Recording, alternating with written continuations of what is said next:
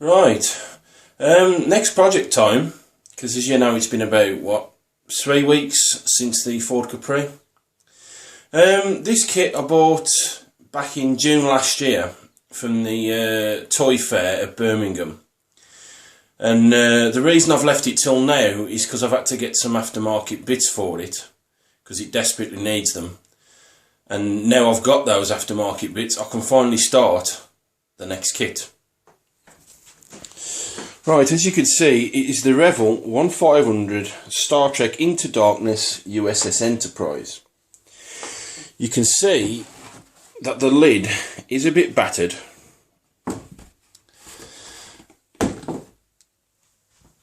As you can see, hence why the guy I bought it off was selling it for £10, an absolute bargain, because the retail on this is about £25 to £35 that I've seen. Well, I've just quickly laid the sprues out, and as you can see, they're all there. They was all bagged up actually, because you know I checked it because it was £10.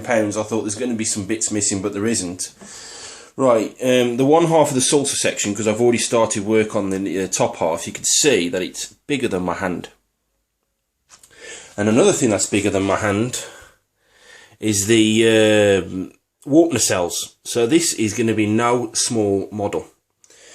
You can see that the two halves of the secondary hull and the various other bits. You can see the decal sheet as well. It's quite extensive. Not too bad.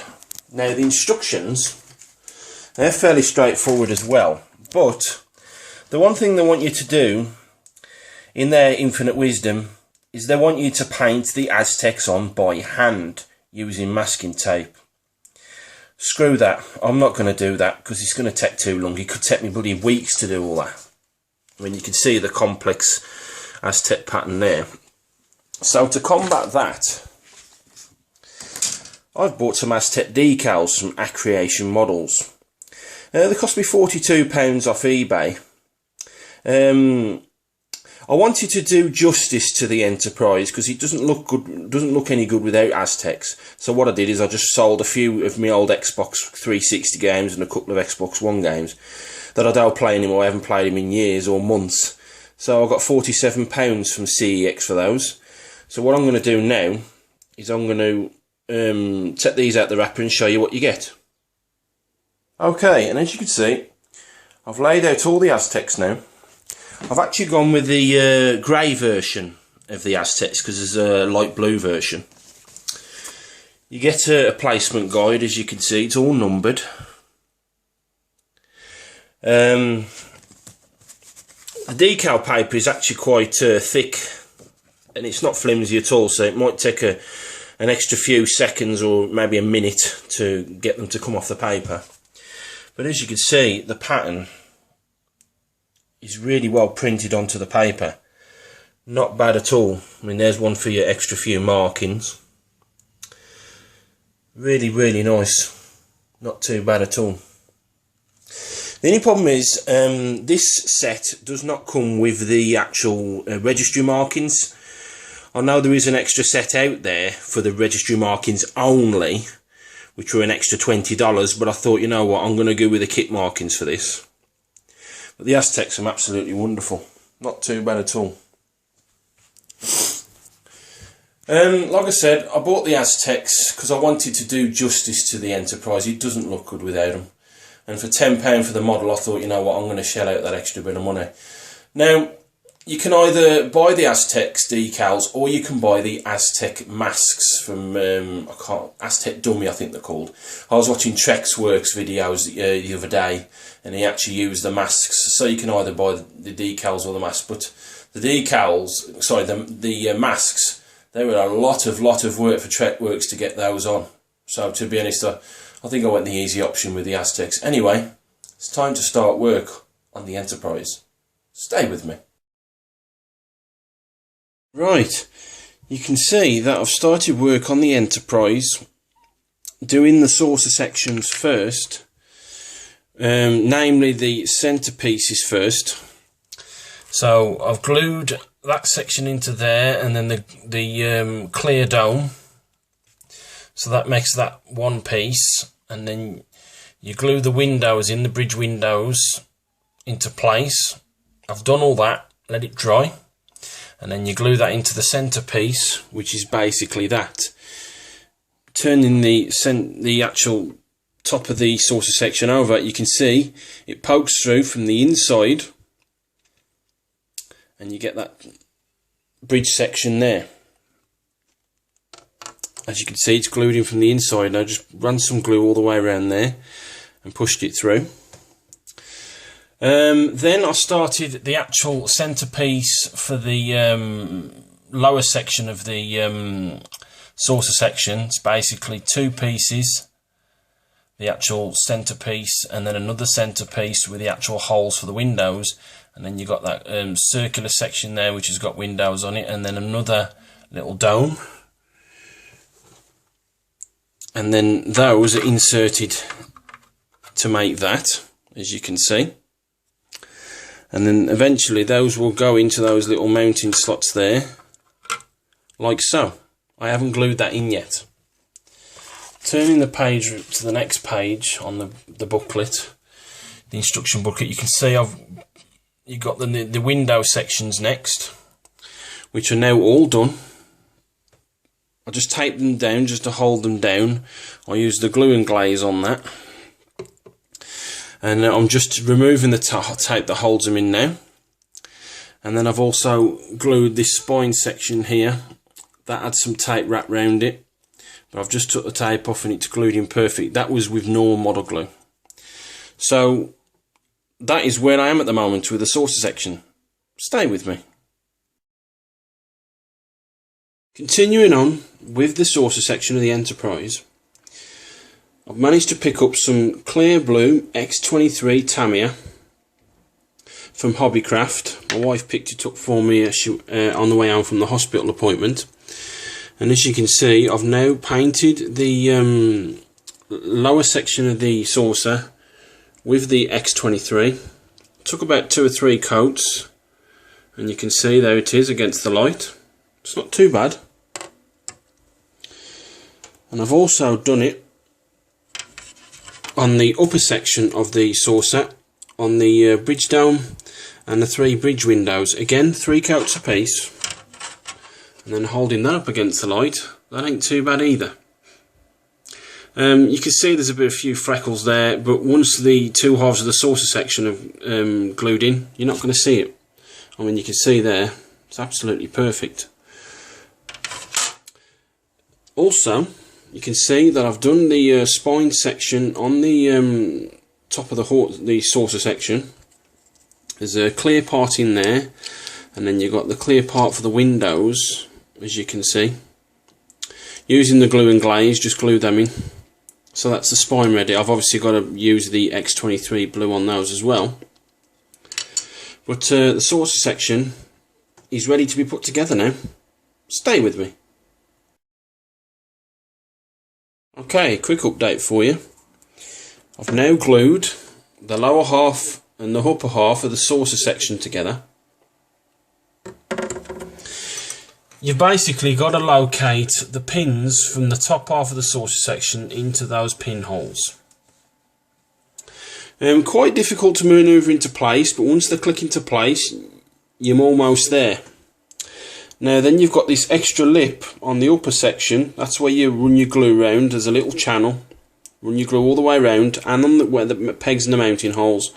And then just basically, once you've got the mounting holes into place, just squeeze, squeeze, squeeze, squeeze all the way around, and then you'll hear that click where the actual lip is finally connected to the bottom half of the saucer. And then using a bit of electrical tape, I've just gone round each second section of the actual pie sections, as you can call it, and the first half of the construction is all done. The 2 halves are now together. Stay with me. Okay, and just another quick update for you. You can see that the saucer section is complete. I've put the spine on, I've glued that into place. Very, very easy. There's a pin there, and a pin down here somewhere. So I just glued that in. Before I glued it in, I just put another drop of the clear blue into that little dome section there. And then you got this section, which actually covers up that bit at the back there. So I glued that into place. The only problem is, it covers up the windows slightly on the back of there. And I'm probably going to use some mascol on those clear sections. Getting the mascol in there is going to be very, very tight indeed. But, like I said, the saucer section's all done now. Stay with me. Okay, now the saucer section's all finished, I've started work on the secondary hull. Starting with the clear parts on the one side, using my glue and glaze. I'm gluing them in, but I'm having the same problem as I did with the saucer section. They kept wanting to pop out on either side, and they're just well pushing properly. So using the masking tape on that. The one thing I want to draw your attention to, watching some YouTube videos on Trekworks and Brit Modeler, you see that little tab there in front of my finger. If you want to do a test fit after you've completed the secondary hull into the saucer section, if you test fit it and that tab's there, it's going to lock the secondary hull into place onto your saucer section. It's going to be very, very difficult to remove. So on this side, I've cut it off. So that's what I'm going to do on that side. Just a little tip for you if you want to test fit your secondary hull. Stay with me.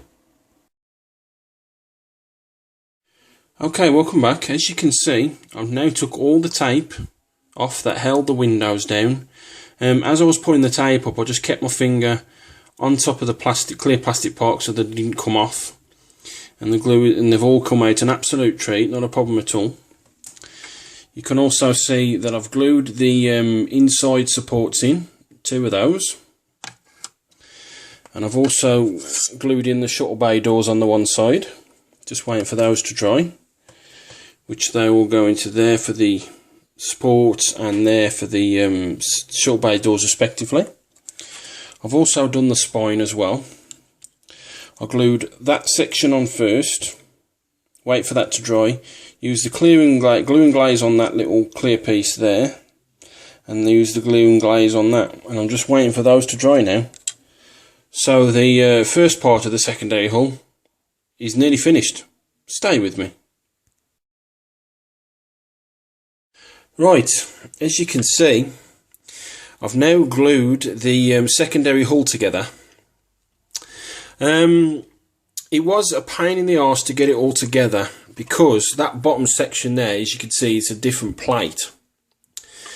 And there's some mounting notches inside, some triangular mounting notches, and you had to glue it in from the one half first, and then try and manoeuvre it into place when you put this together. Also, with the shuttle bay doors, trying to manoeuvre it into the other half, again, that was a bit of a pain in the arse. And then you've got all the various pinholes that are all the way around and underneath to line those up, as well as trying to line that bottom plate up. I managed to get there in the end, but it was really difficult. Holding it together with tape round the neck and underneath.